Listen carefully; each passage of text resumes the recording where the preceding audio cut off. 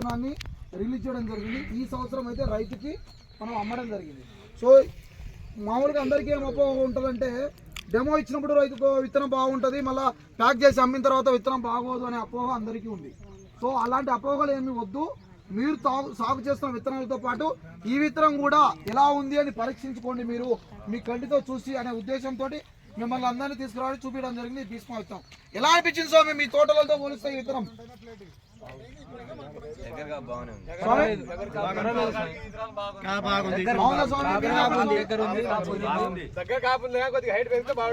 అయ్యప్ప మీరు స్వామి మీరు కదన్నది హైట్ అని మీరు చెప్పాలి. ఏ ఊరో చూసారు మీరు? భీష్మ లింగన తండ హైట్ ఉంది, దీనికంటే బాగుంది. అంటే మీది అదే ఊరన్నా? దీనికంటే హైట్ ఉంది, బాగుంది. స్వామి ఒక్క నిమిషం నవీన్ స్వామి ఒక్క నిమిషం.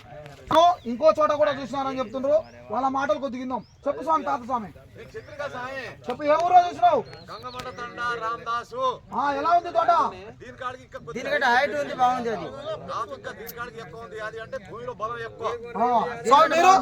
మీరు సేమా స్వామి హైట్ ఆడ బాగుంది, ఏడ బాగుంటే ఆడ పెట్టం కాదు, తటస్థంగా అంటే పెట్టుబడి కొంచెం అటు ఇటు చేసినా కానీ విత్తనం పండాలి. అలాంటి తోటనే చూపించాలి. బాగున్న తోటను తీసుకొచ్చి నా విత్తనం బాగుంది కొనండి అంటే అటైంది స్వామి. మధ్యస్థంగా ఉన్న తోటను చూపించాలి.